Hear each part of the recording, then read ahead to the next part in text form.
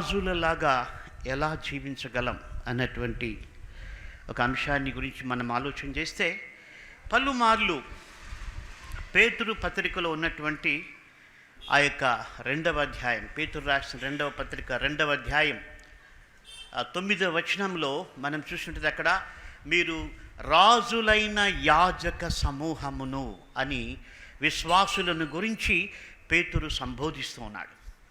అంటే యేసు ప్రభునందు విశ్వాసం ఉంచేటువంటి వారి యొక్క ఆధిక్యత ఏంటంటే, వారు రాజులైన యాజక సమూహం. రాజులైన యాజక సమూహం. కాబట్టి ఇప్పుడు మన యొక్క బాధ్యత అంటే ఆ యొక్క ప్రివిలేజ్ని మనం పలుమార్లు మనం కోరుకుంటాం. మనం అలాగ జీవించాలి. కొంతమంది ఇహ సంబంధముగా ఏమనుకుంటారంటే, నేను బైబిల్లో నేను రాజులాగా ఉండమని ఉంది కాబట్టి నేను ఎంత కాస్ట్లీ బట్టలు వేసుకోవడానికి కూడా నాకు అర్హత ఉంది, కాబట్టి కాస్ట్లీయెస్ట్ బట్టలు వేసుకొని రాజుల్లాగా అలంకరించుకొని రాజుల్లాగా ఉండాలని కోరుకుంటారు. కానీ బైబిల్ ఏం చెప్తుందంటే, నీకు ఆ యొక్క ప్రివిలేజ్ రావాలంటే, ఆ యొక్క ఆధిక్యత నీకు కావాలంటే బైబిల్ చెప్పేటువంటి కొన్ని 4 కండిషన్స్ని మనం చూస్తాం. అంటే దేవుని చిత్తంలో ఓ చక్కటి జీవితం జీవించటానికి బైబిల్ చెప్పేటువంటి, లేక నువ్వు రాజులాగా రాణిలాగా జీవించాలంటే 4 విషయాలు నువ్వు పాటిస్తే దేవుడు నిన్ను నీ కుటుంబాన్ని ఆ విధంగా దీవించడానికి ఇష్టపడతాడు. సామెతల గ్రంథం 20వ అధ్యాయం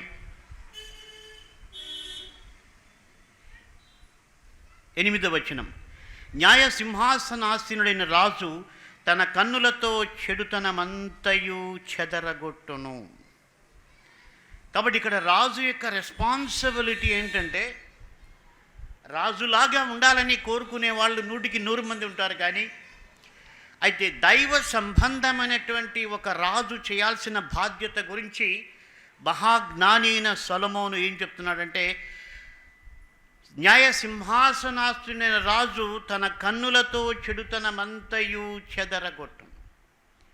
కాబట్టి దేవుని యొక్క చిత్తంలో మనం జీవిస్తూ ఉంటే మన హృదయంలో కానీ మన కన్నుల ఎదుట కానీ చెడుతనం ఉండడానికి వీల్లేదు. ఎందుకంటే ఆ యొక్క ఆత్మ సంబంధమైనటువంటి రాజరికం ఉన్నటువంటి గొప్ప ప్రివిలేజ్ ఏంటంటే, నీవు అలాగ జీవించాలని దేవుడు కోరుతూ ఉన్నాడు. గమనించండి, ఇది ఎలాగ సాధ్యం? నా జీవితంలో నేను ఎలాగూ చెడుతనాన్ని చెదరగొట్టగలను అంటే, ఆ యొక్క రాజుల కాలంలో రాజు ఒక వ్యక్తి వైపు చూస్తేనే ఆ యొక్క చూపుకే భయపడి మనుషులు చెడుతనాన్ని ఇంకా చేయకూడదు, చేస్తే రాజు యొక్క ఉగ్రతకు పాత్రలమవుతామని భయపడేటువంటి వాళ్ళు. కాబట్టి ఆ యొక్క రాజు చూస్తే, ఇంకో చోట రాయబడింది, రాజు క్రోధము మరణదూత. కాబట్టి రాజుకి ఆ యొక్క అధికారంతో తన చుట్టూ ఉన్న చెడుతనాన్ని చెదరగొట్టగలిగినటువంటి సామర్థ్యం రాజుకుంది. అయితే విశ్వాసికి తన జీవితంలో, తన కుటుంబంలో, తన ఎదుట ఉన్నటువంటి చెడుతనాన్ని చెదరగొట్టే శక్తి ఎప్పుడు వస్తుందంటే, రాజులకు రాజైన దేవుని యొక్క ముఖకాంతి మనపైన ప్రకాశింపబడాలి. అప్పుడు ఆ యొక్క శక్తి మనకు వస్తుంది ఆత్మ సంబంధంగా చక్కగా జీవించడానికి. కాబట్టి దేవుని యొక్క ముఖ ప్రకాశం. అందుకే ద్వితీయోపదేశ కాండంలో దేవుడు తన ప్రజలను ఆశీర్వదించినప్పుడు ఆయన తన ముఖకాంతిని మీద ప్రకాశింపచేసి నీకు సమాధానము కలుగు చేయునుగాక అని ఉంది. అంటే దేవుని యొక్క ముఖకాంతి మన పైన ప్రకాశించినప్పుడు ఏం జరుగుతుందంటే మనలో ఉన్నటువంటి చెడుతనము చెదిరిపోతుంది, లేక ఆ యొక్క చెడుతనాన్ని జయించే శక్తిని దేవుడు మనకు ఇస్తాడు. కాబట్టి దేవుని సందులో మనం ప్రార్థన చేయాలి. చాలామందికి తెలియని విషయం ఏంటంటే, మనం దేవుని సన్నిధిలో ప్రార్థన చేస్తున్నామంటే మనం ఇలాంటి అనుభూతి పొందాలి. ఏంటంటే దేవుడు తన ముఖకాంతి నా మీద ప్రకాశింపచేస్తున్నాడు. మన ఎదుట ఏవి కనపడకపోయినా కూడా మనం అలాంటి నమ్మకం ఏంటి, నేను దేవుని సన్నిధిలో కూర్చొని ప్రార్థన చేస్తున్నాను, ఆయన ముఖకాంతి నా మీద ప్రకాశిస్తుంది, ఆ యొక్క ముఖకాంతి చేత నాకు శక్తి కలుగుతుంది. ముఖ్యంగా దేనికి శక్తి అంటే ఆయన చిత్తానుసారంగా జీవించడానికి. ఆ తర్వాత మన సమస్యలు పోతాయి. కాబట్టి ఆయన ముఖకాంతి మన పైన ప్రకాశించినప్పుడు మనకు దేవునితో చక్కటి జీవితం కొనసాగడానికి వీలవుతుంది. కాబట్టి పవర్ అక్కడి నుంచి వస్తుంది. తర్వాత రాజు యొక్క బాధ్యతలు, 4 బాధ్యతలు మనం చూస్తున్నాం. మొట్టమొదటి ఏంటంటే తన కన్నుల ఎదుటనున్న చెడుతనాన్ని చెదరగొట్టేటువంటి స్థాయిలో రాజు బ్రతకాలి. అలాంటి జీవితం మనకు కావాలి. రెండవది ఏంటంటే సామెతల గ్రంథంలో మనం చూసినట్టయితే 31వ అధ్యాయం, సామెతల గ్రంథం 31వ అధ్యాయంలో రాజైనటువంటి లెమూయేలు తన తల్లి తనకు ఉపదేశించినటువంటి దేవోక్తి గురించి మాట్లాడుతూ ఆయన తల్లి ఆ రాజుకి ఏం చెప్పిందంటే 3వ వచనం, నీ బలమును స్త్రీలకు ఇయ్యకుము, రాజులను నశింపచేయు స్త్రీలతో సహవాసము చెయ్యకుము. గమనించండి, అది బాహ్య సంబంధంగా ఆమె తన రాజైనటువంటి లెమూయేలుకి చెబుతోంది, రాజుల జీవితాలను పాడు చేసే స్త్రీలతో నువ్వు సహవాసం చేయొద్దని. కానీ ఇక్కడ బైబిల్ ఏం చెప్తుందంటే ఆత్మ సంబంధమైనటువంటి వ్యభిచారం అన్నటువంటి ఏంటంటే ఈ లోక స్నేహము దేవునితో వైరమని మీరు ఎరుగరా. యాకోబు పత్రిక 4:4 అక్కడ వ్యభిచారులారా ఈ లోక స్నేహము దేవునితో వైరమని మీరు ఎరుగరా. కాబట్టి ఇక్కడ ఏంటంటే ఆత్మ సంబంధమైనటువంటి ఒక రాజుగా ఒక రాణిగా నువ్వు లోక స్నేహము చేయకుండా జాగ్రత్త పడాలి. నీకు ఆధిక్యత కావాలంటే, ఆ గొప్ప ఆధిక్యతలో నీ జీవితము కొనసాగాలంటే నువ్వు జాగ్రత్త పడాల్సింది ఏంటంటే ఈ లోక స్నేహముతో నువ్వు ఉండకుండా జాగ్రత్త పడాలి. గమనించండి, ఈ 4 విషయాలు ఏం చేస్తున్నాయంటే ఇవి జాగ్రత్తగా ఉండకపోతే మనకున్న ఆధిక్యతను అవి తీసివేస్తాయి. కాబట్టి మొట్టమొదటిది మనలో ఎలాంటి చెడుతనము లేకుండా దైవ ప్రకాశమును మనం పొంది ఆ విషయంలో మనం జయం పొందాలి. రెండవది ఈ లోక సంబంధమైనటువంటి స్నేహాలు మనం వదిలిపెట్టాలి. అక్కడ ఎందుకు దేవుడు అంత ఖచ్చితంగా చెప్పాడంటే రెండూ నువ్వు చేయలేవు. లోకంతో స్నేహాన్ని బాగా కొనసాగిస్తూ దేవునితో బాగా సహవాసం చేయాలంటే కుదరదు. నేను ఎప్పుడూ ఆలోచన చేస్తాను, ఆ బుద్ధిగల కన్యకులు ఏం చెప్పారంటే, బుద్ధి లేని కన్యకులు వచ్చి ఇక బుద్ధిగల కన్యకులతో అన్నారు, మా దగ్గర నూనె అయిపోయింది, మాకు కొంచెం నూనె ఇవ్వంటే వాళ్ళు ఒక మాట చెప్పారు, ఇది మీకు మాకు చాలదు.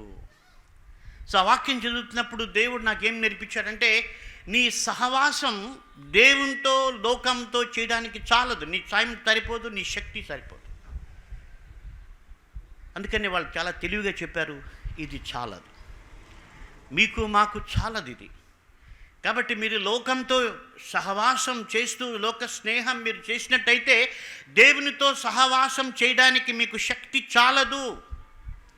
అది కాదు. కొంచెమన్నా ఇవ్వండి అంటే లేదు, చాలదు, తక్కువ వస్తుంది. కాబట్టి మీరు వెళ్ళి అమ్మే వాళ్ళ దగ్గర కొనుక్కోమన్నారు. ఇప్పుడు అక్కడ మనం నేర్చుకోవాల్సింది అంటే మన టైం, మన ఫ్రెండ్షిప్, మన స్పిరిచువల్ లైఫ్ మనం దేవునితో, దేవుని బిడ్డలతో, దేవుని సంఘంతో, దేవుని వాక్యంతో మనం గడిపినప్పుడే మన ఆత్మీయ జీవితం సమృద్ధిగా ఉంటుంది. మన ఆత్మీయ జీవితాల్లో వెలుగు ప్రకాశిస్తూ ఉంటుంది. ఎందుకు అనేక మంది జీవితాల్లో ఆ యొక్క వెలుగు ఆరిపోయిందంటే వాళ్ళు రెండు ప్రయత్నం చేశారు, రెండు కలిపారు, పర్వాలేదు అనుకున్నారు, రాజీ పడచ్చన్నారు, చిన్న తప్పు అనుకున్నారు, పెద్ద పాపం కాదనుకున్నారు. అందుకే ఆ దివిటీలు వెలిగిపోకుండా ఆరిపోయాయి. కాబట్టి మనం లోక స్నేహం ఏం చేస్తుందంటే మనకున్న యొక్క ఆధిక్యతను పోగొడుతుంది. అక్కడే ఆమె ఇంకొక విషయం చెప్పారు, ఏంటంటే ద్రాక్షారసము త్రాగుట రాజులకు తగదు, లెముయేలు అది రాజులకు తగదు, మద్యపానాసక్తి అధికారులకు తగదు, త్రాగినేళ్ల వారు కట్టడను మరతురు, దీనులకందరికీ అన్యాయము చేయుదురు. గమనించండి, ఇక్కడ నేను మీకు విషయం చెప్పాలి. ఈ తాగుబోతుతనాన్ని నేను నా ఆత్మీయ జీవితానికి ఎలా అప్లై చేసుకున్నానంటే, మనము లోక సంబంధమైనటువంటి మాటలలో మునిగిపోతే మనము తాగుబోతుల కంటే భయంకరంగా తయారవుతాం. అంటే అసలు ఏమవుతుంది ఒక వ్యక్తి తాగితే అంటే, వాడు తన స్థాయిని మరిచి మాట్లాడతాడు, తన సహజమైన ప్రవర్తనకు విభిన్నంగా ప్రవర్తిస్తాడు. అది తాగుబోతుల యొక్క సరళి. అంటే దాని కంట్రోల్లోకి వెళ్ళిపోతారు, వీళ్ళ కంట్రోల్ తప్పిపోతారు. అందుకే ఆమె చెప్తా ఉంది, మీరు తాగద్దు. తాగితే ఏం జరుగుతుంది అక్కడ? మీరు దేవుని యొక్క కట్టడలను మర్చిపోతారు.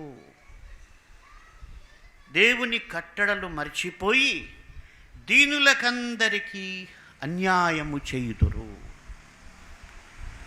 కాబట్టి మనము లోక సంబంధమైనటువంటి మాటలు మాట్లాడుతూ పోయినట్టయితే దేవుని కట్టడలు మర్చిపోతాం. ఎందుకంటే తాగుబోతు జీవితానికి ఒక సమానమైనటువంటిది లోక సంబంధమైన మాటలు మాట్లాడడం. మీకు ఇంకా బాగా అర్థం కావడానికి ఏంటంటే, ఈ తాగినోళ్ళు ఎక్కువ మాట్లాడుతూనే ఉంటారు. వాళ్ళు ఎప్పుడు ఎక్కువ మాట్లాడుతూ ఉంటారు. కాబట్టి నువ్వు కూడా లోక సంబంధంగా ఎక్కువ మాట్లాడే స్థితికి పోయినావంటే నీకు కూడా మత్తు ఎక్కిపోయిందని అర్థం. కాబట్టి మనం లోక సంబంధమైనటువంటి మాటలు మాట్లాడడానికి అలవాటు పడిపోతే ఆత్మ సంబంధమైనటువంటి అంటే ఒక చెడు మత్తులేకి వెళ్ళిపోయే ప్రమాదం ఉంది. ఆమె ఎలాగైతే తన కుమారునికి చెప్తా ఉందో, ఇలాగే మీరు ఇలా చేస్తే ఇలా నష్టపోతారు, కట్టడలు మర్చిపోతారు. కాబట్టి మనం ఎవరు బహుశా ప్రభువు నమ్ముకున్న తర్వాత తాగే అలవాటు దేవుడు విడిపిస్తాడు. అయితే ఈ తాగుడు చాలా ఎక్కువైపోద్ది. తాగుబోతుతనం విడిచిపెట్టిన చాలామందికి ఈ వ్యర్థమైన మాటలు మాట్లాడేటువంటి తాగుబోతుతనం ఎక్కువైపోయింది. అలాంటి వాళ్ళు చాలామంది ఉన్నారు. కాబట్టి మనం ఏం జరుగుతుందంటే ఆ ప్రివిలేజ్ పోతుంది, ఆ ఆధిక్యత, మనం రాజులుగా రాణులుగా జీవించే గొప్ప ఆధిక్యతను పోగొట్టుకునేటువంటి ప్రమాదం ఉంది లోక సంబంధమైన మాటల వలన. మహాజ్ఞాని ఏమంటున్నాడంటే, చాలా అద్భుతమైనటువంటి మాట ఇది. 10వ అధ్యాయంలో 19వ వచనంలో సొలొమోను ఒక మాట చెప్తున్నాడు, విస్తారమైన మాటలలో దోషం ఉండక మానదు. విస్తారమైనటువంటి మాటల్లో దోషం ఉండక మానదు అంటున్నాడు. అంటే ఇక్కడ ఆయన ఏం చెప్తున్నాడంటే, ఒక మనిషి విస్తారంగా మాట్లాడితే ఖచ్చితంగా లోకంలోకి వెళ్ళిపోతాయి. రాజకీయాలే కాన్వర్జేషన్ మళ్ళీపోద్ది.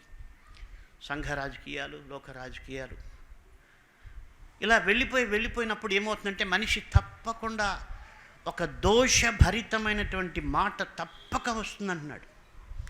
అందుకే నేను ఈ లోక సంబంధమైన మాటల్ని మత్తుతో ఎందుకు పోల్చడం జరుగుతుందంటే, ఆ మత్తులో ఉన్నవాడు కూడా తప్పకుండా ఏదో ఒకటి అభ్యంతరకరమైన, ఒకటి కాదు చాలా మాట్లాడతారు. అలాగే మనం లోక సంబంధంగా విస్తారమైన మాట మాట్లాడితే ఆయన అంటున్నాడు, తప్పక దాంట్లో నుంచి దోషం వస్తుంది. నీవు ఆరాధిస్తున్న దేవునికి వ్యతిరేకమైనటువంటి ఒక దోషం నీలో నుండి వస్తుంది. కాబట్టి మనం జాగ్రత్తగా ఉండాలి. 3వ విషయం ఏంటంటే, ప్రసంగిలో 5వ అధ్యాయం 9వ వచనం, ఏ దేశములో రాజు భూమి విషయమై శ్రద్ధ పుచ్చుకొనునో ఆ దేశమునకు సర్వ విషయముల యందు మేలు కలుగును. కాబట్టి ఒక చక్కటి రాజరికం గురించి ఈ 4 విషయాలు మనం చూస్తున్నాం. మనం రాజులైన యాజక సమూహంతో పోల్చబడ్డాము కాబట్టి మనము ఆ ఆధిక్యతలో జీవించాలంటే మరి రాజులు చేయవలసిన ఈ 4 కార్యాలు మనం చూస్తున్నాం. ఈ 3వ విషయంలో ఏ దేశములో రాజు భూమి విషయములో శ్రద్ధ పుచ్చుకొనునో ఆ దేశమునకు సర్వ విషయముల యందు మేలు కలుగును. కూర్చోండి, రాజరికం గురించి జ్ఞాని రాస్తూ అంటున్నాడు, ఏ రాజు అయితే భూమి విషయమై శ్రద్ధ తీసుకుంటాడు అన్ని విషయాల్లో కూడా ఆ దేశానికి క్షేమం అన్నాడు. ఎందుకంటే ఆ యొక్క భూమిలో నుంచి వచ్చేటువంటి ఫలము దేశాన్ని సమృద్ధిగా ఉంచుతుంది, దేశాన్ని అభివృద్ధి పరుస్తుంది. అది మనం ఈ లోక సంబంధమైనటువంటి అభివృద్ధి. అందుకే ప్రతి గవర్నమెంట్ కూడా మేము రైతులకు మేలు చేస్తాం, మేము రైతులకు మేలు చేస్తాం అంటారు. కానీ ఆత్మ సంబంధంగా మనం చూడాల్సింది ఏంటంటే మన హృదయం అన్నటువంటిది ఒక భూమితో సమానం. కల్టివేషన్ అంటే భూమిలో ఏది విత్తితే, భూమిని సారపరిస్తే ఆ భూమిలో విత్తింది బయటికి వచ్చి ఫలిస్తుంది. కాబట్టి రాజుకు మొట్టమొదట తన హృదయంలో సరైనటువంటి కల్టివేషన్ జరిగితేనే తన రాజ్యములోని భూమి విషయమై శ్రద్ధ తీసుకోగలుగుతాడు. లేకపోతే ఇందాక అనుకున్నట్టు లోక సహవాసాలు చేస్తూ ఎక్కడో ఒక మూల్లో తాగి పడుకొని ఉంటారు, లేకపోతే ఏదో ఒక మూల్లో టీవీ చూసుకుంటా తినుకుంటా పడుకొని ఉంటారు. కాబట్టి మన హృదయం అన్నటువంటి భూమి విషయములో మనం శ్రద్ధ కలిగి ఉండాలి. అది చాలా ఇంపార్టెంట్. ఎందుకంటే అక్కడ చెప్పబడింది, ఏ రాజు భూమి విషయమై శ్రద్ధ కలిగి ఉంటాడో ఆ దేశము అన్ని విషయాల్లో కూడా మేలు కలుగుతుంది. అన్ని విషయాల్లో కూడా అది అంత ప్రాముఖ్యమైనది. కాబట్టే 4వ అధ్యాయంలో 23వ వచనం, నీ హృదయములో నుండి జీవధారలు బయలుదేరును కాబట్టి అన్నిటికంటే ముఖ్యముగా నీ హృదయమును భద్రముగా కాపాడుకొనము. కాబట్టి మన హృదయం విషయం మనం శ్రద్ధ కలిగి జాగ్రత్తగా కాపాడుకోవాలి. దాంట్లో ఏం ఆలోచన చేస్తున్నావు, ఏం విత్తుతున్నావు, ఏది నీ హృదయంలో మెదులుతూ ఉంది, ఇది చాలా ఇంపార్టెంట్. ఎందుకంటే అది చక్కగా ఉన్నట్టయితే అన్ని విషయాల్లో కూడా మనకు క్షేమం కలుగుతుంది. కాబట్టి రాజు భూమి విషయంలో శ్రద్ధ తీసుకుంటే ఆ దేశానికి అన్ని విషయాల్లో మేలు కలుగుతుంది. మనము మన హృదయం విషయంలో శ్రద్ధ తీసుకొని దేవుని వాక్యంతో మన హృదయాన్ని పరిశీలన చేసుకొని దేవుని వాక్యంతో మన హృదయమును మనం నింపుకోగలిగితే అన్ని విషయాల్లో కూడా మేలు కలుగుతుంది. విచిత్రం ఏంటంటే ప్రతి మనిషి కూడా అన్ని విషయాల్లో మేలు కావాలని కలగాలని కోరుకుంటాడు. కానీ ఆ యొక్క అన్ని విషయాల్లో మేలు కలిగే విధంగా దేవుని ఎదుట మనిషి ప్రవర్తించడు. 4వ విషయంలో మనం చూసినట్టయితే పేతురు రాసిన 2వ పత్రిక 3వ అధ్యాయం 14వ వచనం 13 కూడా చదువుతాం. అయినను మనం ఆయన వాగ్దానమును బట్టి క్రొత్త ఆకాశముల కొరకును క్రొత్త భూమి కొరకును కనిపెట్టుచున్నాము, వాటి యందు నీతి నివసించును. ప్రియులారా, వీటి కొరకు మీరు కనిపెట్టువారు గనుక శాంతము గలవారై ఆయన దృష్టికి నిష్కలంకులుగాను నిందారహితులుగాను కనబడున్నట్లు జాగ్రత్త పడుడి. కాబట్టి రాజులకు రాజైన ప్రభువు వస్తున్నాడు. మనం ఆ వాగ్దానం కొరకు కనిపెడుతున్నాం అంటే ఈ భూమి ఈ ఆకాశం అన్నీ కూడా లయమైపోతాయని పేతురు రాశాడు. క్రొత్త భూమి క్రొత్త ఆకాశం ఆయన వాగ్దానాన్ని బట్టి వస్తున్నాయి. కాబట్టి మనము అంత గొప్ప ఆధిక్యతలోనికి మనం వెళ్ళాలనుకుంటున్నాం. కాబట్టి మీరు ఏం చేయాలంటే మీరు జాగ్రత్త పడాలి, శాంతము గలవారై ఉండాలి. ఆయన దృష్టికి నిష్కలంకులుగాను నిందారహితులుగాను కనబడినట్లు జాగ్రత్త పడుడి. కాబట్టి 3 విషయాలు చెప్పాడు ఆయన. అంటే మీరందరూ రాజులని ఆ యొక్క 2వ అధ్యాయంలో చూశారు.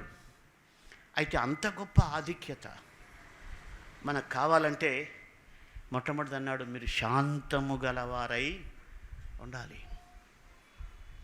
కాబట్టి చాలా ఓపిక అవసరం మనకు. ఆ శాంతం ఎక్కడ నేర్చుకోవాలంటే మొదటి ఇంట్లో నేర్చుకోవాలి. అందుకని ఇంట్లో ఎందుకు మనుషులకి పట్టదంటే, ఒక్కరు నిజమైన విశ్వాస అయితే శాంతము నేర్చుకోవాలి. అందుకని పౌలు అన్నాడు, మీలో ఎవరు యోగ్యులో తెలియబడినట్లు భిన్నాభిప్రాయంలో ఉండుట సహజం అన్నాడు. కాబట్టి కొన్నిసార్లు కాన్ఫ్లిక్షన్స్ ఎందుకు వస్తాయంటే, మన యోగ్యత ఎంతో అవి తెలుపుతాయి. మనం కూడా అందరిలాగా కేకలేసేసి అరిచేసి మాట్లాడితే అక్కడ నీకు ఆ యొక్క ఆధిక్యత పోయింది. కాబట్టి శాంతము గలవారై, ఆయన దృష్టికి నిష్కళంకులుగా. అంటే దేవుడు ఎలాంటి స్థాయిని కోరుతున్నాడంటే, ఏదో మనం యేసుప్రభువుని నమ్మాం, బ్యాప్టిజం తీసుకున్నాం, చర్చికి వెళ్తున్నాం, దశంభాగం ఇస్తున్నాం అని మనం సాటిస్ఫై అయిపోతున్నాం. కానీ పేతురు అంటున్నాడు, చాలా మెచ్యూర్డ్ లెటర్స్, మీరు పేతురు లెటర్స్ చదవండి. ఎప్పుడైనా ఉపవాసం ఉన్నప్పుడు ఒకే రోజు అధ్యాయాలన్నీ కూడా 8 అధ్యాయాలే కదా చదివినట్టయితే ఎంత మెచ్యూర్డ్గా ఉంటాయంటే, అంటే ఆత్మ సంబంధమైనటువంటి పరిణితి ఆయన ఉత్తరాల్లో మనం చూస్తాం. కాబట్టి ఆయన అంటున్నాడు, మీరు ఈ విధంగా జీవించాలి. మీరు రాజులు కాబట్టి మీరు ఆ గొప్ప దీవెన కొరకు మీరు పిలువబడ్డారు. ఆ దీవెనలో మీరు ముందుకు సాగాలంటే మీరు ఇలాగ జీవించాలి. నిష్కళంకం అంటే కళంకం ఏమి కూడా ఉండకూడదు, నిందారహితులుగా ఉండాలి. ఎవరు మనల్ని వేలెత్తి చూపెట్టేట్టుగా ఉండకూడదు. కొరింథీయులకు రాసిన 2వ పత్రిక 8వ అధ్యాయం 21వ వచనం, ఏలయనగా ప్రభువు దృష్టి యందు మాత్రమే కాక మనుష్యుల దృష్టి యందును యోగ్యమైన వాటిని గూర్చి శ్రద్ధగా ఆలోచించుకొనుచున్నాం.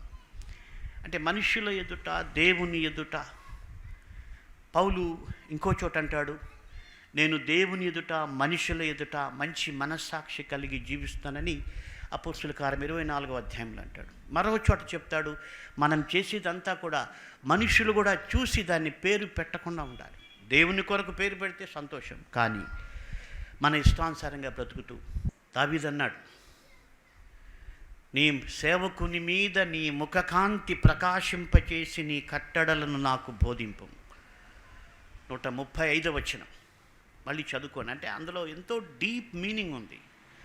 దావీదు దేవుని కొరకు బ్రతకాలనుకుంటున్నాడు. ఆయనకు అర్థమైంది, తన శక్తి చాలదు, తన బలం చాలదు, తన మేధస్సు చాలదు. అందుకే ఆయన అంటున్నాడు ఆ యొక్క 119వ కీర్తనలో 129 నుంచి 136 వరకు చాలా అద్భుతమైనటువంటి మాటలు. 119వ కీర్తనలో మీరు ఏది కంఠపాఠం చేసినా చేయకపోయినా ఈ 8 వచనాలు చాలా అద్భుతమైనటువంటి. అంటే ఇక్కడ దావీదు ఇప్పుడు సందర్భానుసారంగా మనం చూస్తే ఆ 135వ వచనం ఏమంటున్నాడంటే, నీ సేవకుని మీద నీ ముఖకాంతి ప్రకాశింపచేయు, నీ కట్టడలను నాకు బోధింపము అన్నాడు. అంటే దేవుని ముఖకాంతి ప్రకాశించబడినప్పుడే దేవుని కట్టడలను మనం స్వీకరించగలం, దేవుని కట్టడలను బట్టి నడుచుకోగలం. అప్పుడు మనం ఆయనకి ఇచ్చిన ప్రివిలేజ్లో మనం బ్రతకగలం. అందుకొరకు యేసు ప్రభు ఈ లోకానికి వచ్చాడు. బానిసల్లాగా అపవాది అధికారం కింద ఉన్నటువంటి మనుషులను విడిపించి మనుషుల్ని రాజులుగా చేయడానికి ఆయన వచ్చింది వాస్తవమే. అయితే అందుకొరకు ఆయన రక్తం గార్చాడు, చనిపోయాడు, తిరిగి లేచాడు. మళ్ళీ మీరు పాత జీవితంలోకి వెళ్లకుండా ఆయన పునరుత్థాన శక్తిని, ఆయన పరిశుద్ధ వాక్యాన్ని, ఆయన సంఘాన్ని, పరిశుద్ధాత్మను ఆయన మనకు అనుగ్రహించి ఉన్నాడు. కాబట్టి మనం వాటి సహాయంతో ఆ యొక్క దేవుని చిత్తానుసారంగా జీవించినప్పుడు తప్పక వాక్యం సత్యం. ఈ లోకంలో నిజాలు చాలా తక్కువ ఉన్నాయి, అయితే దేవుని వాక్యం సత్యం, అది తప్పక నెరవేరుతుంది. మనుషులకు ఆశ్చర్యం. ఈ ఉదయం న్యూస్ చూశాను, ఏలూరులో మనుషులు ఎక్కడోళ్ళక్కడ పడిపోతున్నారట. మొత్తం ప్రపంచమంతా న్యూస్ అదే. ఏమో తెలియదు, డాక్టర్లకి అర్థం కావట్లేదు. ఆ వీధిలో ఉండేవాళ్ళు గుంపులు గుంపులుగా హాస్పిటల్కి వెళ్ళిపోతున్నారు. హెల్త్ మినిస్టర్ పరిగెత్తుకొని వచ్చాడు. ఏం అర్థం కాలేదు. బైబిల్ చెప్తుంది ఇంతకంటే భయంకరమైనటువంటి వ్యాధులు రానై ఉన్నాయని. మనుషులు నిలుచున్న చోటునే వారి శరీరాలు కుళ్ళిపోయి పడిపోతారని బైబిల్ చెప్తుంది. అంటే ఇంకా మళ్ళీ ట్రీట్మెంట్ అనేది ఏముండదు అక్కడ. హాస్పిటల్కి తీసిపోయేది కూడా ఏముండదు, స్పాట్లో కుళ్ళిపోతాయని ఉంది. కాబట్టి ఈ లోకంలో జరిగేదంతా కూడా బైబిల్ రాసి పెట్టారు. మనం దాన్ని నమ్మకుండా ఎవరో ఏదో చెప్పినారని మన మనసు చెప్పిందని నడుచుకుంటే దానివల్ల ఎప్పటికీ నష్టమే. కాబట్టి దేవుని వాక్యం సత్యం. ఆయన తిరిగి రానై ఉన్నాడు. దానికి సూచనలు వైరస్లు చూస్తున్నాం, భయంకరమైన వ్యాధులు చూస్తున్నాం, ఇంకా ఎన్నెన్నో రాబోతాయని బైబిల్లో చెప్పబడింది. కాబట్టి ఇప్పుడు మన దృష్టి మరల్చబడాలి. ఎందుకు దేవుడు వీటిని అనుమతిస్తారంటే ఇప్పుడు సృష్టికర్త వైపు మనుషులు చూడాలి. లేకపోతే మనుషులు సృష్టికర్త వైపు లేరు, వాళ్ళ ఆస్తుల వైపు, అంతస్తుల వైపు, హోదా వైపు, దాని కొరకే బ్రతుకుతున్నారు. కాబట్టి ఒక్కసారి ఇప్పుడు లోకం చావు గురించి ఆలోచన చేసే పరిస్థితి వచ్చింది. కాబట్టి ఆయన వైపు మనం చూడాలి. ఆయన ఎందు ఉంటే, పౌలు అన్నాడు, ఆయన ఎందు ఉండి చనిపోతే కూడా లాభం అన్నాడు. కాబట్టి మనం ఆయన దృష్టికి నిందారహితులుగా, నిష్కలంకులుగా, శాంతము గలవారే జీవించినప్పుడు ఆయన రాకడలో మనము సంతోషిస్తాం. అందుకొరకు క్రీస్తు త్యాగం చేశాడు. కాబట్టి 4 పాయింట్స్ మనం గుర్తుపెట్టుకోవాలి. మనుషులు బానిసత్వం నుండి విడిపించబడి రాజులుగా బ్రతికేటువంటి ఒక ప్రొవిజన్ని, ఒక ఏర్పాటుని యేసు ప్రభు చేశాడు. అయితే ఆ యొక్క ఏర్పాటులో ఎలా మనం ఉండగలమంటే పారు మనసు పొందిన అనుభవం ఉండి, ఆయన వాక్యపు వెలుగులో నడుచుకుంటూ, ఆయన ఆత్మచేత నడిపించబడినప్పుడు మనకు తప్పక అలాంటి ఆధిక్యతను దేవుడు కలుగజేస్తాడు. అట్టి దీవెనలతో దేవుడు మనల్ని నడిపించును గాక. ప్రార్థించుకుందాం. దయగల ప్రభువా, మిమ్మల్ని స్తుతిస్తూ ఉన్నాం. మమ్మను సజీవులుగా ఉంచేందుకు మీకు స్తోత్రాలు. అవును ప్రభువా, మీ భక్తుడు సెలవిచ్చినట్లు యెహోవా కృప మనకు తోడుగా ఉండని ఎడల మనము నిర్మూలమగవలసిన వారమని చెప్పాడు. కాబట్టి మమ్మను కాపాడుతున్నందుకే మీకు స్తోత్రాలు. ఇదిగో మా ప్రభా, ఉపద్రవం వచ్చినప్పుడు మీ వైపు చూడ్డానికే మీరు కొన్ని లోకంలో అనుమతించి ఉంటారు. మా మట్టుకు మేము భక్తి గల వారమై మీరు మాకిచ్చినటువంటి ఆ యొక్క రాజరికాన్ని, రాజులైన యాజక సమూహం అని పిలువబడేటువంటి ఆ యొక్క ఆధిక్యతను మేము కలిగి ఉండునట్లు మా జీవితంలో, మా కుటుంబంలో, మాలో ఎలాంటి చెడుతనం లేకుండా దాన్ని పోగొట్టుకోవడానికి మీ ముఖకాంతిని మా మీద ప్రకాశింపచేసి మాకు సామర్థ్యం కల్పించండి. అలాగే మా ప్రభా, ఈ లోక సంబంధమైనటువంటి సహవాసం చేస్తే మేము కట్టడలు మర్చిపోతామని మీరు హెచ్చరించారు. అలాగే మా ప్రభా, మా హృదయం విషయమే మేము శ్రద్ధ తీసుకోవడానికి సహాయం చేయండి. మేము ఆలోచిస్తున్నాం, ఏమి మా హృదయంలో మెదులుతోంది. మీ యొక్క వాక్యం, మీ ఎడల భక్తి మా హృదయంలో ఉంటుందా, లేకపోతే లోక సంబంధమైన విషయాలతో మా హృదయము నింపబడిపోయిందా? మేము పరిశీలించుకొని మా హృదయం విషయంలో మేము జాగ్రత్త తీసుకున్నట్టయితే అన్ని విషయముల్లో మేలు కలుగుతుందని మీరు వాక్యపు రూపంలో మమ్మల్ని మరొకసారి హెచ్చరించారు. ఆ విధంగా జీవించుటకు మరొకసారి మీ ముఖకాంతిని మేము ఆశ్రయిస్తున్నాం. మీ భక్తుడు దావీదు ప్రార్థించినట్టుగా నీ సేవకుని మీద నీ ముఖకాంతి ప్రకాశింపచేసి నీ కట్టడలను బోధించమన్నట్టుగా మా అందరిపై, ఈ వాక్యం వింటున్న అందరిపై మీ ముఖకాంతిని ప్రకాశింపచేసి వారికి మీ సామర్థ్యం అనుగ్రహించి మీ యొక్క కట్టడలను అనుసరించు వారిగా చేయమని యేసు దయగల నామమున ప్రార్థిస్తున్నాము తండ్రి. ఆమేన్.